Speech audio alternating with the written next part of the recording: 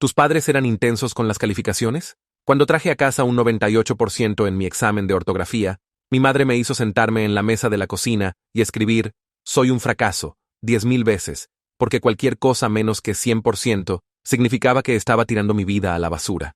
Mis padres creían que las calificaciones perfectas eran lo único que nos separaba de la vida en la calle y la muerte. Exigían perfección absoluta en cada tarea, cuestionario y examen.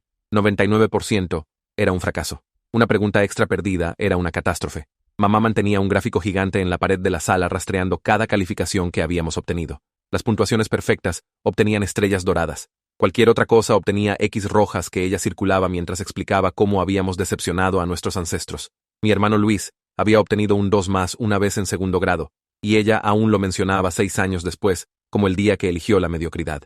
Había llorado por una semana entera cuando pasó, pero eso no borraba la marca roja vergonzosa. Los castigos eran aún peores, diseñados para hacernos recordar nuestros fracasos para siempre. Cuando obtuve 95% en un examen de matemáticas, papá me hizo pararme en el patio delantero sosteniendo un letrero que decía, desperdicié el 5% de mi potencial, mientras los vecinos pasaban. 4 horas en el calor de julio, no se me permitía poner el letrero, ni siquiera para limpiar el sudor de mis ojos. Mi vecina preguntó si necesitaba ayuda, y tuve que sonreír y decir no. Así era como aprendíamos. Mi hermana Clara desarrolló un tic nervioso por la presión. Su ojo se contraía cada vez que hacía exámenes, lo que hacía más difícil leer las preguntas, lo que la hacía más propensa a equivocarse. Cuando obtuvo su primera 2- en quinto grado, mamá le rapó la cabeza en el baño mientras explicaba que el cabello era un privilegio para niños exitosos. Clara usó sombreros por meses, pero mamá se los arrancaba en eventos escolares para que todos pudieran ver qué les pasaba a los niños que obtenían 2-. Lo peor era cómo nos saboteaban para probar nuestra dedicación. Papá escondía mis libros de texto la noche antes de los exámenes para ver si había estudiado lo suficiente para recordar todo. Mamá ajustaba mal nuestras alarmas para que nos quedáramos dormidos y tuviéramos que apurarnos porque los verdaderos estudiantes de uno pueden rendir bajo cualquier condición. Una vez cambiaron todas nuestras fechas de entrega en las agendas, luego nos castigaron por entregar las cosas tarde. Dijeron que la vida también nos engañaría, así que necesitábamos estar preparados. Cuando Luis tenía 12 años, hizo un error de cálculo en un problema y obtuvo 96% en su examen de ciencias. Papá lo llevó al refugio para personas sin hogar en el centro y lo hizo pasar la noche allí. Este es tu futuro con calificaciones así, dijo, dejando a su hijo de 12 años con extraños por 8 horas. Luis regresó la mañana siguiente temblando y no quiso hablar sobre lo que había visto. Nunca más obtuvo menos de 100%, pero también dejó de dormir y comenzó a arrancarse el cabello en mechones. Traté de ser perfecta. Realmente lo hice. Estudié hasta que me ardían los ojos. Revisé mi trabajo 20 veces. Memoricé libros de texto enteros, pero todos cometen errores. Cuando obtuve 94% en un ensayo de español porque había malentendido una pregunta, mamá me encerró en el sótano con una pila de biografías de personas exitosas. Lee sobre lo que nunca te convertirás, dijo. Pasé 3 días allá abajo sin comida, solo agua y libros sobre personas que aparentemente nunca habían obtenido 94% en nada. Clara se quebró primero. Estaba en 8º grado tomando cursos avanzados y la presión finalmente la quebró.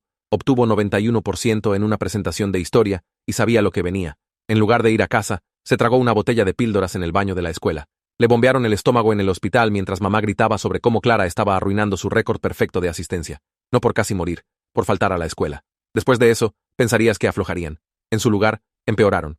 Dijeron que el truco de Clara probaba que éramos débiles y necesitábamos más motivación. Comenzaron a hacernos competir entre nosotros. Quien obtuviera la calificación más baja cada semana tenía que servir al otro hasta redimirse. Pasé un mes lavando los calcetines de Luis porque había fallado una pregunta en un examen que él había hecho perfectamente. El punto de quiebre llegó en el penúltimo año. Había mantenido 1 más directas por 2 años, aterrorizada de cualquier cosa menor, pero también estaba tomando 7 materias universitarias, haciendo 3 deportes que requerían para aplicaciones universitarias y durmiendo tal vez 3 horas por noche. Cuando recuperé mi examen de cálculo con 93%, sentí algo dentro de mí romperse. No agrietarse como Clara, solo romperse silenciosamente. Sabía lo que venía. Papá probablemente me haría quemar todas mis pertenencias ya que claramente no las merecía. Mamá encontraría alguna nueva tortura creativa para asegurar que nunca más desperdiciara el 7% de mi potencial. Probablemente me harían ver mientras elogiaban a Luis y Clara por sus puntajes perfectos, explicando cómo yo era la decepción de la familia ahora. Pero cuando llegué a casa, estaban extrañamente calmados. Mamá tomó el examen de mi mano y lo estudió cuidadosamente. Papá se paró detrás de ella, ambos en silencio. Luego mamá levantó la vista con una expresión que nunca había visto antes. Nos hemos estado preparando para este día, dijo en voz baja. El día en que uno de ustedes probaría que realmente no es nuestro hijo. Papá sacó una carpeta llena de documentos, pruebas de ADN aparentemente, que habían hecho hace años atrás. Siempre sospechamos que no eras nuestra, dijeron. Me quedé allí con el papel del examen temblando en mis manos. Mis dedos no dejaban de temblar. Papá sacó esta carpeta gruesa y la abrió en la mesa de la cocina entre nosotros. Las páginas adentro tenían encabezados de aspecto oficial con algún nombre de laboratorio que nunca había escuchado. Números cubrían los documentos con columnas y porcentajes. Mis ojos no podían enfocarse en nada, porque todo mi cuerpo se sentía como si estuviera vibrando. Mamá empezó a hablar con esta voz calmada sobre cómo habían sospechado por años. Dijo que los verdaderos hijos de su familia no desperdiciarían potencial como yo acababa de hacer. El 93% probaba que no tenía sus genes de excelencia. Seguía usando esa frase genes de excelencia como si fuera algo científico real. Papá señaló líneas específicas en los documentos, pero las palabras se difuminaron juntas. Traté de leer el nombre del laboratorio en la parte superior. Algo se veía mal con la fuente. Las letras parecían de tamaños ligeramente diferentes, como si tal vez alguien las hubiera escrito en lugar de estar impresas profesionalmente. Pero no podía decir nada porque mi garganta se sentía cerrada. ¿Qué castigo vendría después? ¿Me harían dormir afuera? ¿Me encerrarían en algún lugar peor que el sótano? Mamá dijo que podía quedarme en la casa por ahora. Ese por ahora colgaba en el aire como una amenaza. Papá agregó que había perdido todos los privilegios hasta que probara mi valor. Tenía que obtener calificaciones perfectas durante un semestre completo, no solo un examen. Un semestre completo de 100% en todo. Un error, y estaría fuera. No dijeron qué significaba fuera, pero entendí la amenaza. Tomé la carpeta de las manos de papá y miré más cuidadosamente los documentos. El nombre del laboratorio definitivamente se veía mal. La fuente no coincidía exactamente entre el encabezado y el texto del cuerpo, pero el terror mantuvo mi boca cerrada. Devolví la carpeta y caminé a mi cuarto sin decir nada. Me dejaron ir. Esa noche, me quedé acostada en la cama mirando el techo. El sueño no venía. Mi cerebro siguió reproduciendo la cara de Luis cuando regresó del refugio para personas sin hogar. Tenía 12 años, solo un niño. Papá lo había dejado allí durante la noche con extraños por un error de cálculo. Un solo error en un problema. Luis llegó a casa temblando y no quiso hablar por días. Todavía se arrancaba el cabello en mechones cuando se estresaba. Pensé en Clara también. Cómo se veía después de que mamá le rapara la cabeza en el baño. Clara había usado sombreros en todas partes, pero mamá se los arrancaba en los eventos escolares. Todos vieron lo que les pasaba a los niños que obtenían 2 menos en nuestra casa. Toda mi vida, había creído todo lo que me dijeron. El gráfico de calificaciones era normal. Los castigos eran necesarios. Las calificaciones perfectas eran lo único que nos impedía morir en las calles. Pero algo sobre esos documentos de ADN se sentía mal. La discrepancia de la fuente siguió molestándome. ¿Por qué un laboratorio real tendría fuentes inconsistentes? ¿Por qué nos harían pruebas hace años, pero solo decírmelo ahora? El momento parecía demasiado conveniente. Justo después de mi primera caída importante de calificaciones, pero tenía demasiado miedo de cuestionarlos directamente. ¿Qué tal si estaba equivocada? ¿Qué tal si realmente tenían prueba de que no era suya? La mañana siguiente en la escuela no podía concentrarme en nada. Mi maestro de cálculo devolvió la tarea y miré los problemas sin verlos. ¿Realmente estaba adoptada o era otra prueba para motivarme de vuelta a la perfección? Habían hecho cosas así antes. Nos sabotearon para ver si lo superaríamos. Tal vez esto era solo una versión más extrema. Mi maestro de cálculo notó que miraba al espacio. Caminó a mi escritorio y preguntó en voz baja si todo estaba bien en casa. La pregunta hizo que me doliera el estómago. Automáticamente dije sí, porque eso era lo que nos habían entrenado a decir. Siempre sí. Todo está bien. Solo cosas normales de padres. Me miró por un momento largo como si no me creyera, pero luego siguió a ayudar a otro estudiante. Pasé el resto de la clase preguntándome si debería haber dicho algo diferente. Durante el almuerzo, les dije a mis amigos que necesitaba usar el baño y me dirigí a la biblioteca en su lugar. El baño de allí usualmente estaba vacío. Me encerré en un cubículo y saqué mi teléfono. Esta mañana había escondido la carpeta de ADN en mi mochila cuando mis padres no estaban mirando. Ahora la saqué y empecé a fotografiar cada página. Mis manos temblaron tan mal que algunas fotos salieron borrosas. Tuve que tomarlas de nuevo. El encabezado del laboratorio, las columnas de porcentaje, la firma en la parte inferior, todo. Luego creé una nueva cuenta de correo electrónico allí mismo en mi teléfono. Usé una contraseña que mis padres nunca adivinarían. Subí todas las fotos a la cuenta. Todo el proceso tomó tal vez 15 minutos, pero se sintió como horas. Cada sonido en el pasillo me hacía saltar. ¿Qué tal si alguien entraba? ¿Qué tal si mis padres de alguna manera sabían lo que estaba haciendo? Después de que todo se subiera, borré las fotos de mi teléfono, limpié el historial de mi navegador, verifiqué 3 veces para asegurarme de que no quedara nada. Luego puse la carpeta de vuelta en mi mochila y fui a mi siguiente clase. El periodo libre llegó después del almuerzo. Fui al laboratorio de computadoras de la biblioteca e ingresé a mi cuenta secreta de correo electrónico. Empecé a investigar pruebas de ADN en línea. Resultó que había diferentes tipos: pruebas de paternidad, pruebas de maternidad, pruebas de hermanos, perfiles genéticos completos. No podía decir qué tipo supuestamente habían hecho mis padres. Los documentos no especificaban claramente. Luego empecé a buscar el nombre del laboratorio del encabezado. Lo escribí en motores de búsqueda. Verifiqué directorios de compañías de pruebas genéticas. No salió nada. La dirección del sitio web impresa en los documentos no coincidía con ninguna compañía real de pruebas genéticas que pudiera encontrar. Mi estómago empezó a doler con esta mezcla extraña de sentimientos. Esperanza de que tal vez los documentos fueran falsos. Miedo sobre lo que significaba si lo eran. ¿Por qué mis padres fabricarían pruebas de ADN? ¿Qué tipo de personas hacen eso a su propio hijo? Después de la escuela, caminé a casa tan lentamente como fuera posible. Cada paso se sentía más pesado. ¿Qué me estaba esperando allí? Abrí la puerta principal y vi a mamá en la sala. Estaba parada junto al gráfico de calificaciones en la pared. Todas mis estrellas doradas se habían ido, cada una que había ganado durante años de puntajes perfectos. En su lugar bajo mi nombre había un signo de interrogación gigante dibujado en marcador rojo. Mamá se volteó a mirarme. Dijo, el signo de interrogación se queda hasta que demuestre que soy digna de ser parte de esta familia.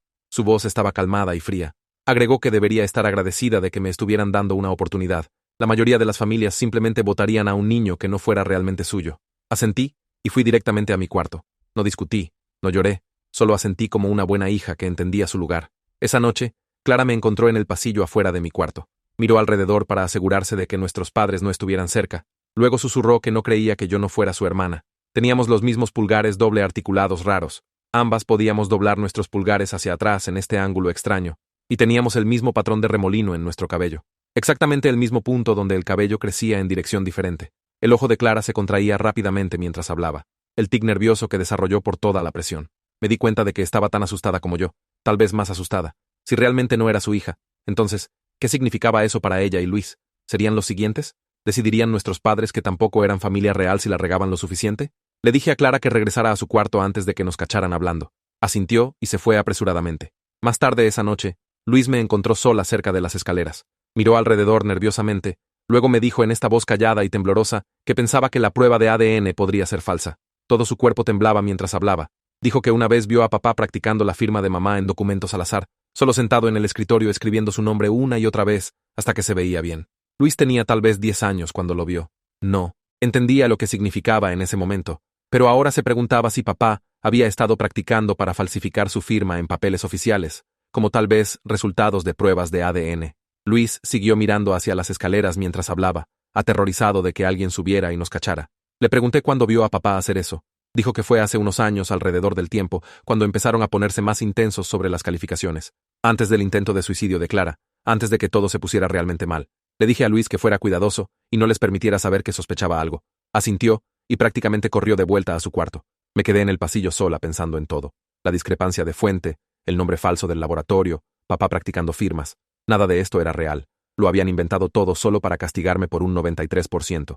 Pasé toda esa noche acostada en la cama mirando al techo y pensando en papá practicando la firma de mamá y la fuente extraña en esos documentos de ADN y cómo habían inventado toda esta mentira solo para quebrarme aún más. La mañana siguiente, entré a la escuela sintiéndome como si mi cuerpo se moviera en piloto automático mientras mi cerebro gritaba que necesitaba decirle a alguien antes de que las cosas empeoraran. Fui a la clase de cálculo y me senté durante la lección sin escuchar una sola palabra, solo viendo el reloj hasta que sonó la campana. Después de que todos los demás se fueron, caminé al escritorio de mi maestro y pregunté si podía hablar con el consejero sobre estrés universitario. Esas eran las palabras código que habíamos aprendido en la clase de salud, las que significaban que necesitabas ayuda, pero no podías decirlo directamente. Mi maestro me miró por un segundo, luego asintió y me escribió un pase sin hacer preguntas. Caminé por el pasillo a la oficina de consejería con el pase apretado en mi mano temblorosa, preguntándome si estaba a punto de empeorar todo o finalmente mejorarlo. El nombre de la consejera era Melissa Amaro, y tenía esta manera calmada y profesional de moverse que me hizo sentir ligeramente menos aterrorizada. Mientras cerró la puerta de su oficina detrás de nosotros, se sentó frente a mí y preguntó qué estaba realmente pasando. Y algo sobre su voz simplemente hizo que todo se abriera dentro de mí. Empecé a llorar por primera vez desde que mis padres me mostraron esos documentos falsos de ADN. Y una vez que empecé, no pude parar.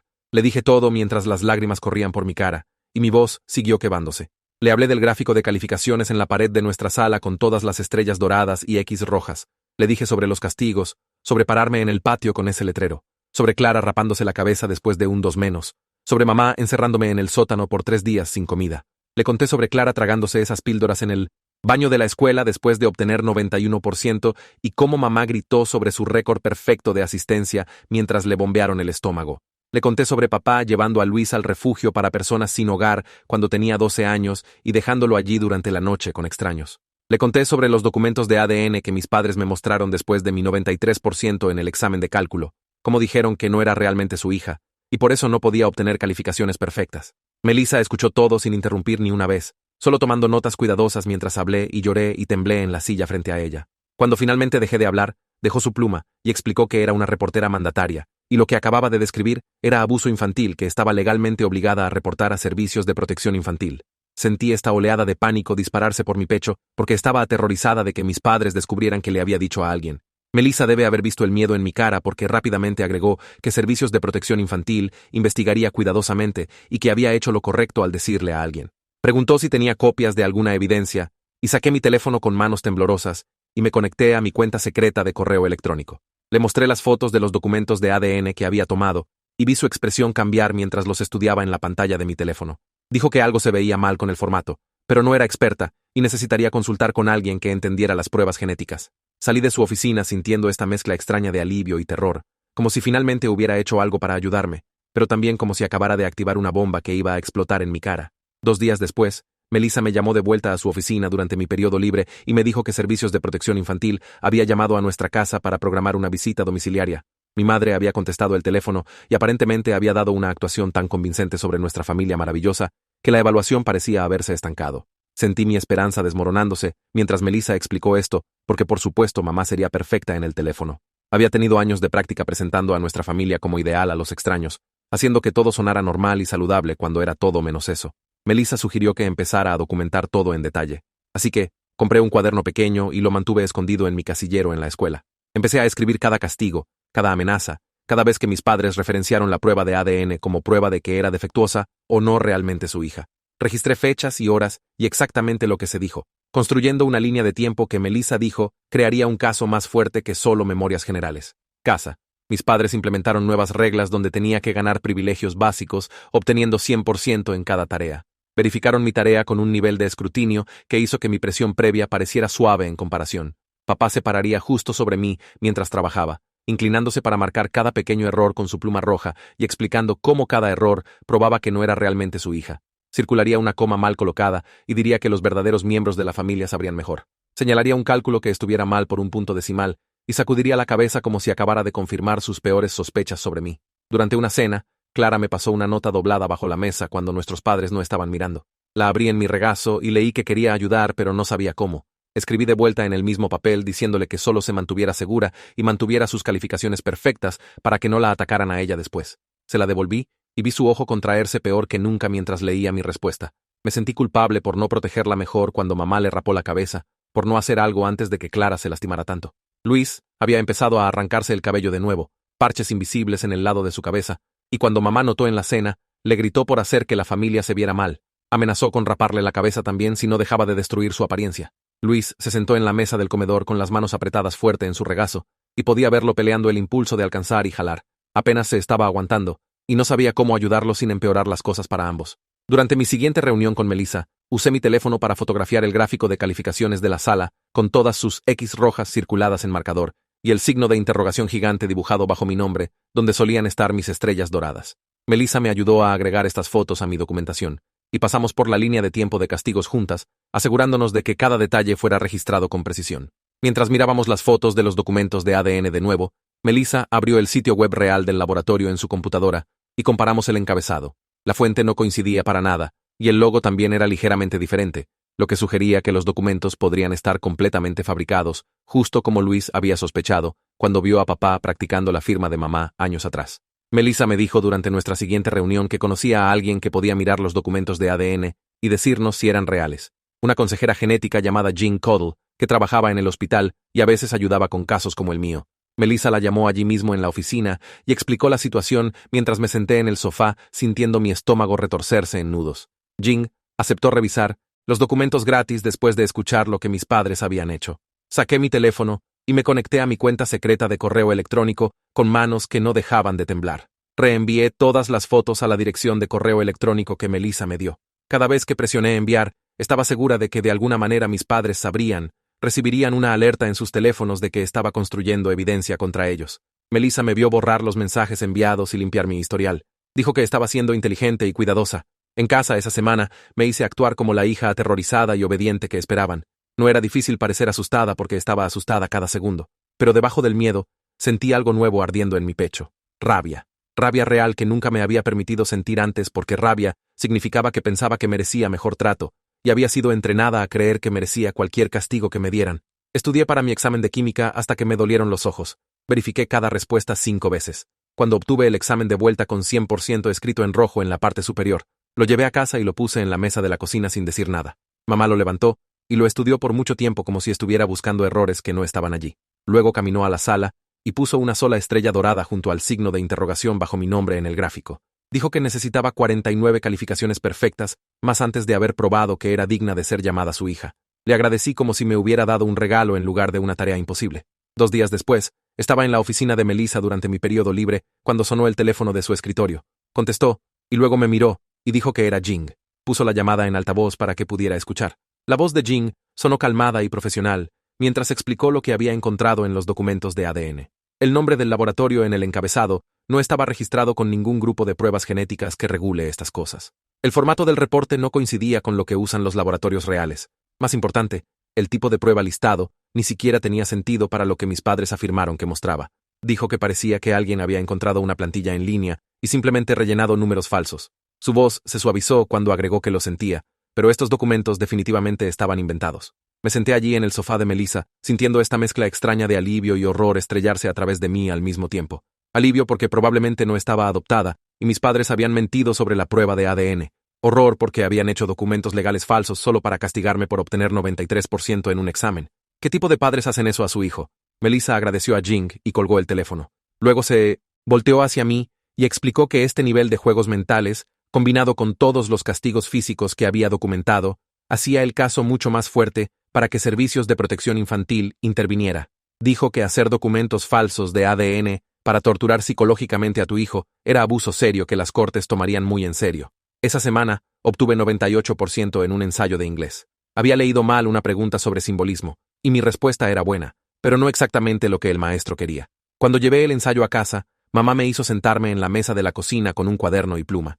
Me dijo que escribiera «Casi soy digna» 500 veces mientras ella miraba. Empecé a escribir, y mi mano se acalambró después de las primeras 100. Mamá se sentó frente a mí tomando café y leyendo una revista como si esto fuera normal. Mis dedos se sentían como si estuvieran en llamas para las 200. Para las 300, apenas podía sostener el lápiz. Mamá notó que temblaba y dijo, «Mejor no arruino la caligrafía o tendría que empezar de nuevo». Todo tomó 3 horas. Cuando finalmente terminé, mi mano estaba tan acalambrada que no podía enderezar mis dedos completamente.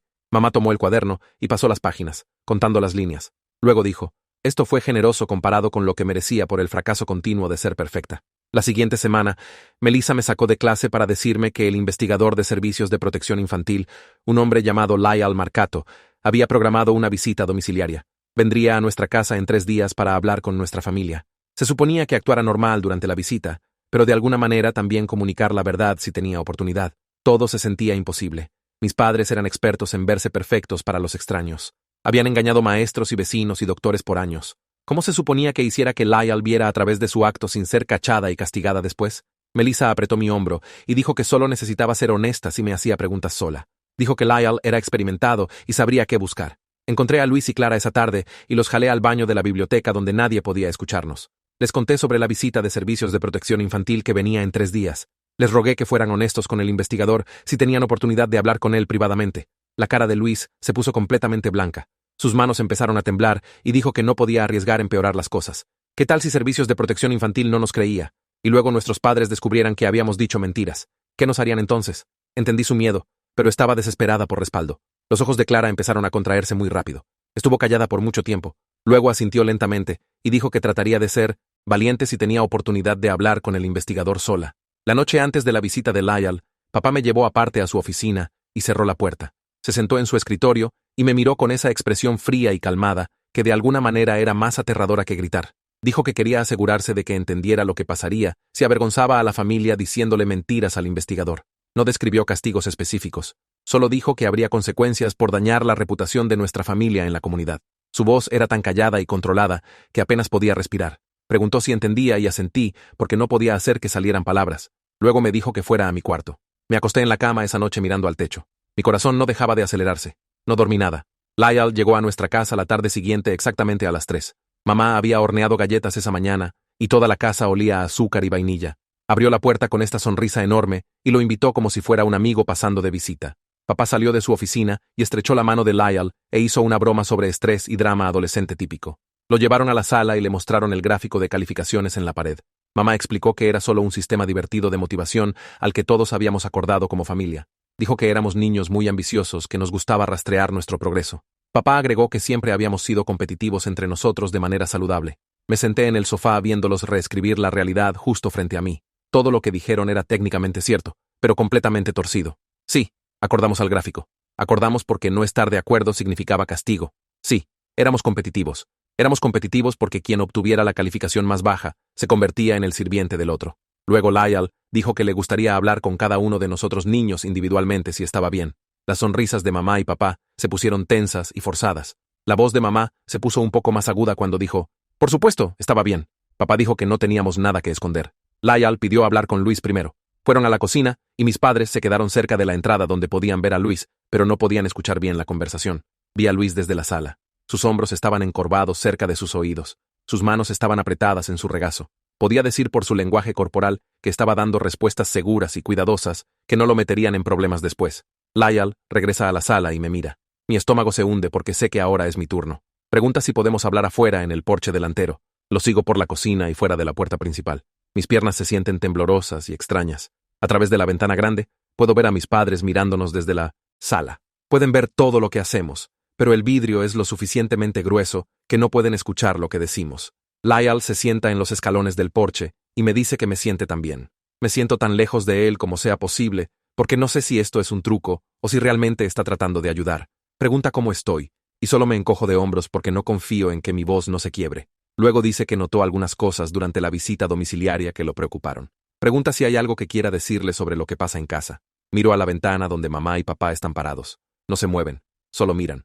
Mis manos empiezan a temblar tan fuerte que tengo que sentarme encima de ellas. Trato de pensar en algo seguro que decir, algo que no me meta en peores problemas, pero que también pueda ayudar. Le digo con esta voz callada y temblorosa que tengo fotos de documentos y otras cosas guardadas en una cuenta de correo electrónico. Puedo compartirlas con él si quiere. La expresión de Lyle cambia. Saca una tarjeta de presentación de su bolsillo y escribe una dirección de correo electrónico en la parte de atrás. Me dice que envíe todo lo que tengo a esa dirección. Luego me pregunta directamente si me siento segura en casa. Miro de vuelta a la ventana. Mis padres todavía están mirando. Puedo ver los brazos cruzados de mamá y la cara de papá con esa expresión fría. Digo mayormente. Es la respuesta más honesta que puedo dar sin perder completamente el control ahí mismo en el porche. Lyle escribe algo en su libreta. Me dice que mayormente no es lo mismo que sí. Dice que va a investigar las cosas más cuidadosamente. Luego regresamos adentro. Después de que Lyle se va, la casa se pone muy callada. Ese tipo aterrador de callado donde sabes que algo malo viene, pero no sabes cuándo o cómo. Mis padres no gritan. Ni siquiera me miran directamente por un rato. Mamá va a la cocina y empieza a lavar platos, aunque los platos ya están limpios. Papá se sienta en su silla leyendo el periódico, pero puedo decir que no está realmente leyendo porque las páginas no se voltean. Clara y Luis desaparecen a sus cuartos rápido. Me quedo en la sala porque irme se siente más peligroso que quedarme. Finalmente, papá dobla el periódico y me mira. No dice nada sobre lo que le dije a Lyle. Solo pregunta si tengo tarea que hacer. Digo sí, y subo. La amenaza cuelga en el aire aunque nadie dijo nada específico. Sé que necesito moverme rápido. Necesito enviarle todo a Lyle antes de que mis padres descubran cuánta evidencia he estado recopilando. Esa noche, no puedo dormir. Me quedo acostada en la cama viendo el reloj. A medianoche, todavía estoy despierta. A la 1, todavía estoy despierta. A las 2 de la mañana, finalmente me levanto y me escabullo al baño con mi teléfono.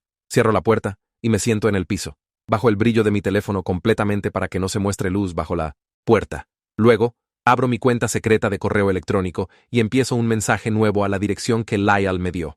Adjunto todas las fotos de los documentos de ADN, luego las fotos que tomé del gráfico de calificaciones con todas las X rojas y el signo de interrogación bajo mi nombre. Escribo toda la línea de tiempo de castigos que he estado manteniendo, el incidente del letrero, el rapado de cabeza de Clara, la noche en el refugio de Luis, el aislamiento del sótano, todo. Agrego una lista de personas que podrían haber visto cosas, la vecina que me vio sosteniendo el letrero, la trabajadora social del hospital que estaba ahí cuando le bombearon el estómago a Clara. Mis manos están temblando tan mal. Sigo cometiendo errores tipográficos y teniendo que arreglarlos. Finalmente, presiono enviar. Luego borro el mensaje enviado de mi carpeta enviados. Limpio mi historial del navegador. Limpio mi caché. Me aseguro de que no haya rastro de lo que acabo de hacer. Me escabullo de vuelta a mi cuarto y me meto a la cama. Mi corazón está acelerado tan rápido. Creo que podría vomitar, pero lo hice. Envié todo. Al día siguiente en la escuela, voy directamente a la oficina de Melissa durante mi periodo libre. Me está esperando. Cierra la puerta y me dice que Lyle recibió mi correo electrónico. Está avanzando con una investigación más seria ahora. Dice que la evidencia que envié es muy útil. Luego me dice que Jing miró los documentos de ADN y está dispuesta a dar testimonio experto sobre cómo son falsos. Dice que esto podría ser muy importante para probar el abuso psicológico. Siento esta mezcla extraña de alivio y miedo. Alivio de que alguien me crea. Miedo sobre lo que pasa cuando mis padres se enteren. Le pregunto a Melissa si hay una manera de probar que Clara y yo somos realmente hermanas, como una prueba real de ADN que mostraría que los documentos son falsos. Melissa piensa en esto. Dice que es posible, pero necesitaríamos el permiso de Clara y tendríamos que ser muy cuidadosos para mantenerla segura de que nuestros padres se enteren y la castiguen. Dice que puede investigar laboratorios que hagan pruebas de hermanos. Le digo que creo que Clara lo haría si ayuda. Melissa dice que hará algunas llamadas. Durante el almuerzo, encuentro a Clara en la biblioteca. Está sentada sola en una mesa en la esquina de atrás estudiando algo. Me siento junto a ella y verifico que nadie más esté lo suficientemente cerca para escuchar. Luego explico tan callado como puedo.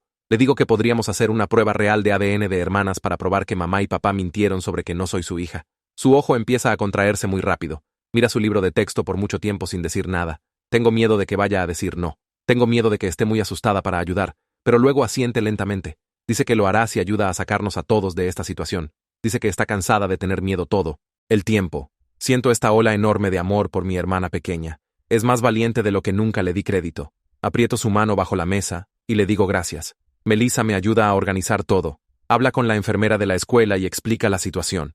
La enfermera acepta ayudar. Dice que Clara puede venir a su oficina y dar una muestra de hisopo de mejilla. Todo será documentado apropiadamente para que pueda ser usado como evidencia. Melissa obtuvo el nombre de un laboratorio de Jing. Es un laboratorio legítimo real que hace pruebas de parentesco. Van a acelerar los resultados porque este es un caso de protección infantil. Al día siguiente, Clara va a la oficina de la enfermera durante su hora de estudio. Espero en el baño cercano, sintiéndome enferma de preocupación. ¿Qué tal si mis padres de alguna manera se enteran? ¿Qué tal si esto empeora todo? Pero 20 minutos después, Clara sale. Me da un pequeño asentimiento. Está hecho. La enfermera envió la muestra al laboratorio. Ahora solo tenemos que esperar resultados. En casa, vuelvo a ser la hija aterrorizada perfecta. Obtengo 100% en un examen de química. Obtengo 100% en un examen de historia. Obtengo 100% en mi tarea de cálculo. Cada tarea esa semana es perfecta. Mamá me devuelve 3 estrellas doradas. Dice que estoy haciendo progreso hacia probar que soy digna. Papá me ve hacer mi tarea cada noche, y no encuentra un solo error. Parecen satisfechos. Piensan que su revelación de ADN me asustó de vuelta a la perfección. No saben sobre la evidencia que envié a Lyle. No saben sobre el hisopo de mejilla de Clara en algún laboratorio. No saben que estoy contando los días hasta que los resultados de la prueba regresen. Interpreto mi papel perfectamente. Asustada, obediente, desesperada por complacerlos. Adentro, solo estoy esperando. Una noche, Luis me encuentra sola en el pasillo entre nuestros cuartos. Mira alrededor para asegurarse de que mamá y papá no estén cerca. Luego susurra que también ha estado documentando cosas. Ha estado manteniendo una lista en su teléfono de cada vez que mencionan la prueba de ADN, cada vez que amenazan castigo, cada vez que nos hacen competir entre nosotros. Tiene demasiado miedo de hablar con servicios de protección infantil directamente. Todavía está aterrorizado de lo que podrían hacer si se enteran, pero quiere ayudar como pueda desde el fondo. Me muestra la pantalla de su teléfono. La lista es larga, muy larga. Fechas y horas y citas exactas. Siento gratitud y tristeza al mismo tiempo. Gratitud de que esté tratando de ayudar. Tristeza de que todavía esté tan asustado que apenas puede funcionar. Le digo que mantenga la lista en algún lugar seguro, en algún lugar donde mamá y papá no la encuentren si revisan su teléfono. Asiente y desaparece de vuelta en su cuarto. Voy al mío y agrego esto a mi propia documentación. Luis está ayudando. Clara está ayudando. Todos estamos trabajando juntos, aunque todos estamos aterrorizados. Tal vez eso es suficiente. 2 semanas pasan lentamente. Cada día reviso mi teléfono esperando noticias sobre los resultados de la prueba de ADN. Sigo obteniendo puntajes perfectos en todo, porque tengo demasiado miedo de arruinar mientras esperamos. Mamá me da más estrellas doradas y parece complacida de que la revelación de ADN me motivara. No sabe que estoy contando los días hasta que los resultados prueben que mintió. El martes, durante mi periodo libre, mi teléfono vibra con una llamada de Melissa. Me escondo en el baño más cercano y contesto susurrando. Me dice que los resultados regresaron y muestran una probabilidad de 99.9% de que Clara y yo somos hermanas biológicas completas, lo que significa que los documentos que mis padres me mostraron definitivamente eran falsos. Me siento en un cubículo del baño porque mis piernas dejan de funcionar. Mis manos tiemblan tan fuerte que casi se me cae el teléfono. Parte de mí siente este alivio enorme porque no estoy adoptada y no estoy rota, y realmente soy su hija. Pero otra parte siente este dolor aplastante porque mintieron sobre algo tan grande solo para castigarme por una calificación mala. Melissa pregunta si estoy bien y digo, sí, pero ahora estoy llorando y no puedo realmente hablar. Me dice que me tome mi tiempo y que estará en su oficina cuando esté lista. Me siento allí por 10 minutos, solo respirando y tratando de procesar lo que esto significa. Mis padres inventaron documentos falsos de ADN. Probablemente pasaron horas creándolos solo para tener un arma lista para cuando uno de nosotros fallara. Eso no es comportamiento normal de padres. Eso ni siquiera está cerca de normal. Cuando finalmente salgo del baño, voy directamente a la oficina de Melissa. Cierra la puerta y me deja sentarme calladamente por un minuto antes de explicar los siguientes pasos. Jing está preparando un reporte detallado sobre cómo los documentos de ADN son falsos y cómo la prueba real de hermanas prueba que sus afirmaciones eran falsas. El reporte incluirá información sobre el daño psicológico de usar pruebas genéticas falsas como herramienta de castigo. Melissa dice que este reporte será muy importante para el caso de servicios de protección infantil, porque muestra que mis padres deliberadamente fabricaron evidencia para manipularme. Pregunto cuánto tiempo tomará el reporte, y dice que Jean lo está acelerando por las circunstancias de protección infantil. Tal vez unos pocos días como máximo. Luego Lyle tendrá todo lo que necesita para avanzar con intervención más seria. Siento esta mezcla extraña de esperanza y terror. Esperanza de que esto realmente pueda funcionar. Terror sobre lo que pasa si no funciona. 3 días después, Melissa me llama a su oficina de nuevo y me dice que Lyle quiere programar otra reunión, pero esta vez es en la escuela con el director Dustin McDaniel presente. Explica que tener al director ahí señala que las cosas se están poniendo más serias y oficiales. A mis padres se les dice que necesitan asistir a una conferencia sobre mis preocupaciones académicas. Siento mi estómago hundirse porque eso, obviamente, es una historia de cobertura y mis padres van a saber que algo está mal. Melissa dice que la reunión está programada para el próximo martes, lo que nos da 5 días para preparar. Pregunta si creo que mis padres sospecharán algo, y digo, sí, definitivamente. La voz de mamá en el teléfono cuando la escuela llamó sonó tensa y enojada. Me preguntó 3 veces si había estado hablando con alguien sobre asuntos familiares, y dije no, pero podía decir que no me creía. Esa noche, mis padres me sientan en la mesa de la cocina. El gráfico de calificaciones se alza en la pared detrás de ellos con mi signo de interrogación todavía visible bajo mi nombre. Papá me mira con esa expresión fría que tiene cuando está realmente enojado. Me dice con su voz más helada que mejor no haya estado esparciendo mentiras sobre nuestra familia porque habrá consecuencias severas si he dañado su reputación. Mamá agrega que la prueba de ADN prueba que no soy realmente suya de todos modos, así que siempre podrían mandarme lejos si me vuelvo demasiado problemática. Lo dice calmadamente como si estuviera discutiendo el clima, pero la amenaza es clara. Me esfuerzo a verme asustada y confundida, y prometo que no he dicho nada malo sobre ellos. Papá me mira fijamente por mucho tiempo como si estuviera tratando de ver dentro de mi cabeza. Luego me dice que la reunión de la escuela mejor salga bien, o me arrepentiré. No especifican lo que eso significa, pero no necesito que lo hagan.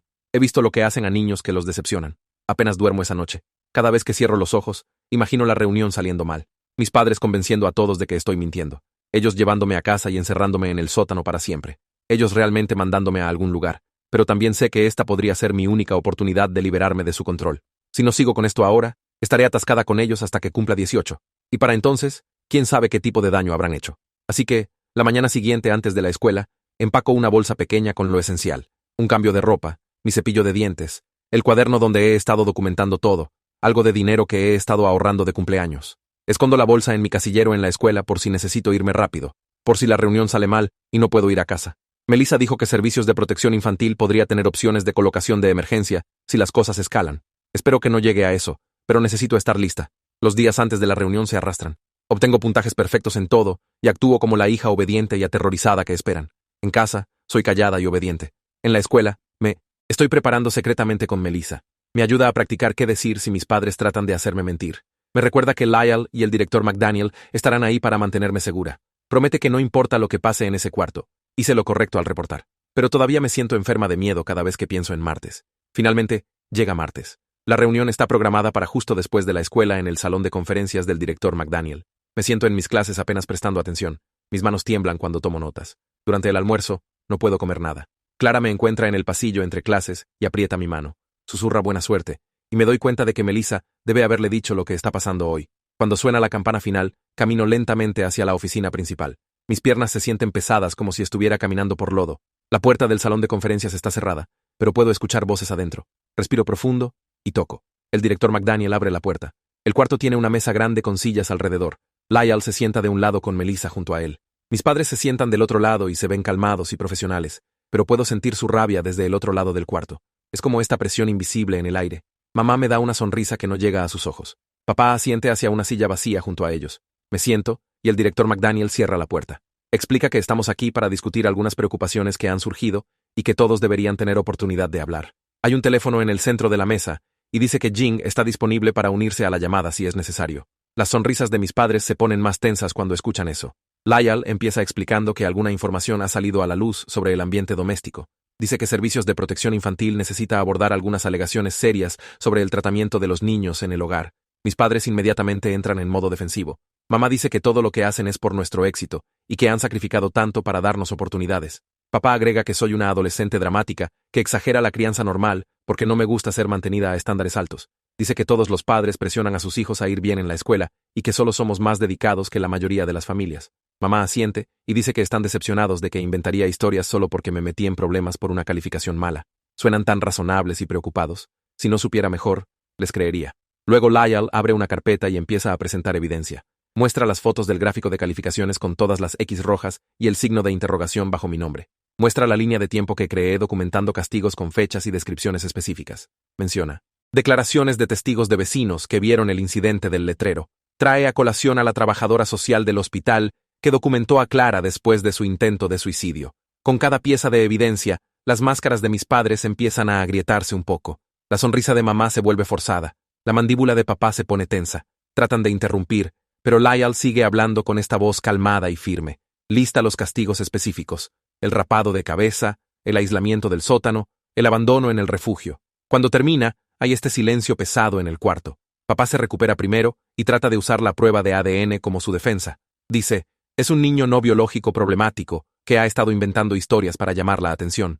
Afirma que la prueba de ADN prueba que no soy realmente suya, y eso explica por qué me estoy comportando así. Mamá asiente y agrega que han tratado de ayudarme a pesar de enterarse de que no era su hija biológica, pero he sido ingrata y manipuladora. Por un segundo, siento ese viejo miedo subiendo. ¿Qué tal si la gente les cree? Pero luego Lyle calmadamente saca otro documento. Presenta el reporte experto de Jing sobre los documentos fraudulentos de ADN. Muestra los resultados reales de la prueba de hermanas, probando que Clara y yo somos hermanas biológicas completas. Explica que esto significa que los documentos que mis padres me mostraron fueron fabricados. Veo las caras de mis padres mientras se dan cuenta de que sus documentos falsos han sido expuestos. La boca de mamá se abre ligeramente. La cara de papá se pone roja. Es aterrador verlos perder control, pero también satisfactorio de esta manera extraña. Mintieron y ahora todos lo saben. El director McDaniel levanta el teléfono y marca el número de Jing. Contesta y lo pone en altavoz. Jing se presenta y explica sus credenciales como consejera genética. Luego pasa por los documentos de ADN en lenguaje profesional claro. Señala cómo el nombre del laboratorio no está registrado con ningún cuerpo regulatorio. Explica cómo el formato del reporte no coincide con los estándares de la industria. Describe cómo el tipo de prueba listado ni siquiera tiene sentido para lo que mis padres afirmaron que mostraba. Dice que parece que alguien descargó una plantilla en línea y rellenó información falsa. Luego habla sobre el daño psicológico de usar pruebas genéticas falsas como herramienta de castigo. Explica cómo decirle a un niño que no es realmente parte de la familia, como respuesta a la imperfección académica, constituye abuso emocional severo. Mis padres tratan de interrumpir varias veces, pero el director McDaniel firmemente les dice que dejen que Jing termine. Cuando termina de explicar todo, hay otro silencio pesado. Mis padres se sientan ahí viéndose enojados y expuestos, y me doy cuenta por primera vez de que podrían no ganar esto. La cara de mamá se desmorona y las lágrimas empiezan a correr por sus mejillas. Estira la mano a través de la mesa hacia mí con manos temblorosas. Dice, solo queríamos que tuvieras éxito.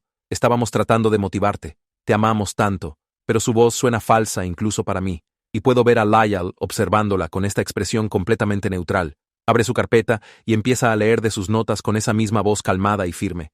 Menciona el incidente del letrero donde la narradora estuvo parada en el calor de julio por 4 horas. Describe el castigo de rapado de cabeza infligido a Clara en 5º grado. Habla sobre el aislamiento del sótano sin comida por 3 días. Trae a colación a Luis siendo abandonado en un refugio para personas sin hogar durante la noche a los 12 años. Con cada elemento, el llanto de mamá se vuelve más fuerte, pero también más desesperado, como si supiera que no está funcionando. Papá se sienta perfectamente inmóvil junto a ella, con su mandíbula apretada tan fuerte que puedo ver los músculos saltando. Lyle termina su lista y mira a mis padres. Incluso sus lágrimas no pueden hacer que esas cosas suenen como crianza normal, dice calladamente. El cuarto queda silencioso, excepto por el sollozar falso de mamá. Luego Lyle saca otro documento, y mi estómago se hunde porque sé que algo grande viene. Basado en la evidencia que hemos revisado y el testimonio experto proporcionado, dice, Servicios de Protección Infantil está implementando un plan de seguridad inmediato. Explica que los 3 niños serán colocados en hogares de acogida temporales, mientras mis padres se someten a evaluación psicológica y completan servicios de crianza obligatorios. Papá explota de su silla tan rápido que se estrella hacia atrás en el piso. Su cara se pone roja brillante y empieza a gritar sobre cómo esto es ilegal y están violando sus derechos, y va a llamar a su abogado ahora mismo. Mamá deja de llorar instantáneamente y se une. Su voz aguda y fría, diciendo que no pueden simplemente llevarse a sus hijos sin causa apropiada. Lyle ni siquiera se inmuta. Se queda sentado y mantiene su voz nivelada. La seguridad infantil toma prioridad sobre las preferencias parentales, dice. La evidencia de abuso emocional y psicológico es sustancial y documentada. Los documentos fabricados de ADN solos constituyen manipulación severa. El director McDaniel asiente y agrega que la escuela apoya completamente esta decisión dado lo que han presenciado. Empiezo a temblar tan fuerte que mis dientes realmente castañean. Todo mi cuerpo se siente como si estuviera vibrando, y no puedo hacer que pare. Lyle me mira, y su expresión se suaviza ligeramente. Vas a ir a casa con un padre de acogida temporal hoy, me dice. Arreglaremos recoger tus pertenencias de manera segura. Trato de procesar lo que está diciendo, pero mi cerebro se siente confuso. Melissa extiende la mano y la pone en mi hombro. Hiciste lo correcto, dice calladamente. Te protegiste a ti misma y a tus hermanos. Este es el comienzo de mejorar. Quiero creerle, pero también estoy aterrorizada de lo que pasa después. Papá todavía está gritando sobre abogados y derechos y qué ingratos somos. Mamá ha cambiado a esta rabia helada y silenciosa que de alguna manera es más aterradora que los gritos. El director McDaniel levanta su teléfono y hace una llamada. 20 minutos después, hay un toque en la puerta del salón de conferencias. Un miembro del personal trae a Clara y Luis. Ambos se ven confundidos y asustados. El ojo de Clara se está contrayendo como loco, y Luis tiene las manos metidas profundamente en sus bolsillos, probablemente para evitar arrancarse el cabello. Lyle les hace gestos para que se sienten. Explica en lenguaje simple y claro que van a colocaciones seguras, donde serán protegidos y cuidados. Veo sus caras cambiar mientras entienden lo que está pasando. Primero confusión, luego miedo. Luego este alivio cauteloso empieza a filtrarse por los bordes. Los ojos de Luis se llenan de lágrimas y empiezan a correr por su cara silenciosamente. El ojo de Clara se contrae más rápido, pero también está asintiendo lentamente. ¿Entienden lo que les estoy diciendo?, les pregunta Lyle a ambos. Asienten de nuevo. Luis se limpia la cara con su manga. Clara extiende la mano bajo la mesa y aprieta mi mano tan fuerte que duele.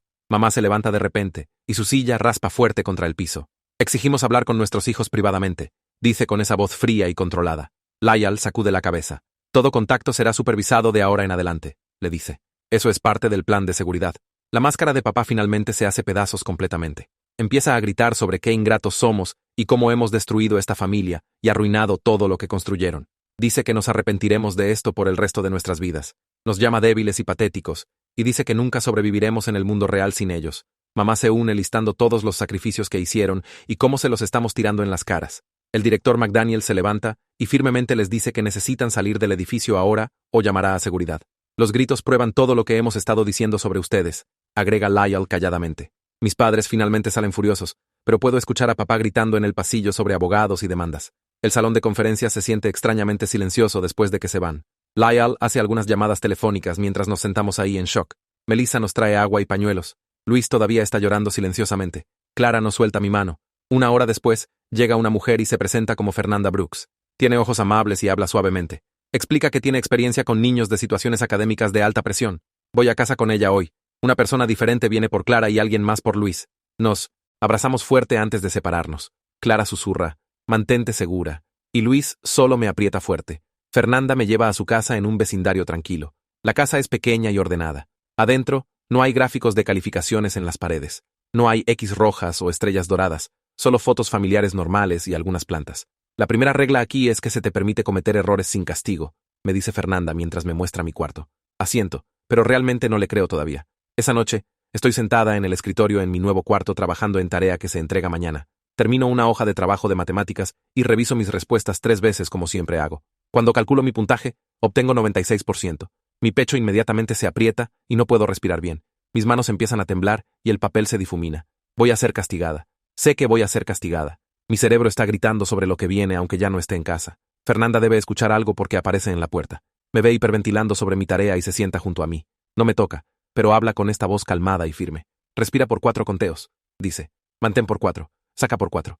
Lo hace conmigo hasta que mi respiración se ralentiza. ¿Qué pasó?, pregunta gentilmente. Le muestro la hoja de trabajo con mi puntaje de 96%. La mira y luego a mí. Las calificaciones son solo información sobre el aprendizaje, dice. No son medidas de tu valor como persona. Un 96% significa que entendiste la mayor parte del material muy bien, y hay una pequeña parte que puedes revisar si quieres. Eso es todo lo que significa. Quiero creerle. Pero 17 años de programación no desaparecen en una noche. Durante las siguientes semanas, empiezo a ver a un terapeuta llamado Wesley Kleene. Su oficina es cómoda con sillas suaves, y nunca me hace sentir apurada. Se especializa en recuperación de abuso y trauma de perfeccionismo. Durante nuestras sesiones, me ayuda a entender que lo que mis padres hicieron no era crianza normal. Explica que su miedo a la pobreza no justifica el daño que causaron. Me enseña técnicas para manejar mi pánico cuando cometo errores. Es trabajo lento, y a veces todavía siento ese terror viejo subiendo, pero gradualmente empiezo a ver que las calificaciones realmente son solo información y no armas. Clara es colocada con una familia de acogida diferente, que tiene experiencia con recuperación de intento de suicidio. Hablo con ella en llamadas telefónicas supervisadas, y me dice que está recibiendo tratamiento para su tic de ansiedad. También está viendo a un terapeuta, y aprendiendo que su valor no está atado al desempeño perfecto. Su ojo todavía se contrae, pero no tan constantemente como antes. Luis va a una colocación especializada que puede ayudar con su arrancado de cabello y problemas de sueño. Está trabajando con alguien que entiende respuestas de trauma. Cuando hablamos, suena cansado, pero también cautelosamente esperanzado. Todos estamos empezando a estabilizarnos en ambientes donde los errores no equivalen a catástrofe. La escuela implementa acomodaciones para los tres. Obtenemos tiempo extra en exámenes si lo necesitamos. Podemos retomar tareas para mejorar nuestra comprensión. Tenemos revisiones regulares con consejeros que realmente se preocupan por nuestro bienestar, no solo nuestras calificaciones. Por primera vez en mi vida, entrego un ensayo que sé que no es perfecto. Puedo ver los puntos débiles en mi argumento, y sé que mi conclusión podría ser más fuerte. Cuando recibo un 89% de vuelta, siento mi pecho apretarse y mis manos empezar a temblar. Pero luego recuerdo lo que Fernanda dijo y lo que Wesley me enseñó. Respiro a través de ello. No tengo un colapso completo. Miro los comentarios del maestro sobre lo que hice bien y lo que podría mejorar. Y luego paso a mi siguiente tarea sin pasar horas castigándome por no ser perfecta. Unas semanas después, Lyle llama para actualizarme sobre el caso de mis padres, y me dice que están obligados a asistir a clases de crianza y pasar por pruebas psicológicas antes de que alguien pueda siquiera pensar en contacto con nosotros. Dice que están peleando todo el proceso y diciéndole a cualquiera que escuche que estamos mintiendo y somos ingratos. Parte de mí se siente mal por romper la familia, porque eso es lo que 17 años de su programación te hacen. Pero Wesley me ayuda a trabajar a través de ello en nuestras sesiones, pidiéndome que liste cómo se ve realmente una familia saludable, y luego lo compare con lo que teníamos. Cuando escribo todos los castigos y amenazas y manipulación, se vuelve realmente claro que rompieron la familia mucho antes de que yo reportara algo. La culpa todavía aparece a veces, pero estoy aprendiendo a reconocerla como su voz en mi cabeza, no mis sentimientos reales. 3 meses en la colocación, voy a la oficina de registros del condado con Fernanda para solicitar mi certificado de nacimiento porque necesito esa prueba oficial. El empleado me entrega el documento a través de la ventana y me quedo ahí en el lobby mirando los nombres de mis padres listados como madre y padre, con el sello del estado estampado al fondo. Confirma exactamente lo que la prueba de hermanos ya mostró. Pero sostener este papel físico se siente diferente, como si estuviera recuperando una pieza de mí misma que trataron de robar con su carpeta falsa de ADN. Fernanda no dice nada, solo se para junto a mí mientras doblo cuidadosamente el certificado y lo pongo en mi mochila.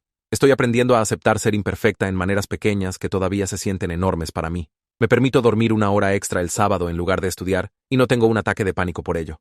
Entrego tarea que es suficientemente buena en lugar de perfecta, y me recuerdo que 87% solo significa que entendí la mayor parte del material.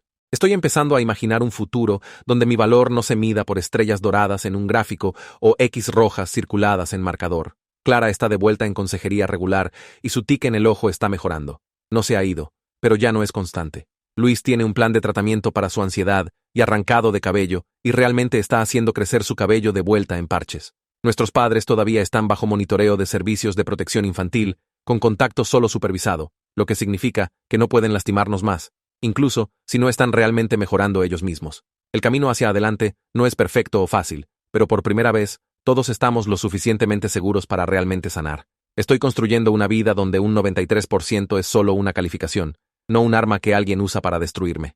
Muy bien, tu turno. ¿Qué habrías hecho en esta situación? En serio, dímelo en los comentarios. Y si te gustó esto, suscríbete porque hacemos esto en cada video. A ver qué dicen.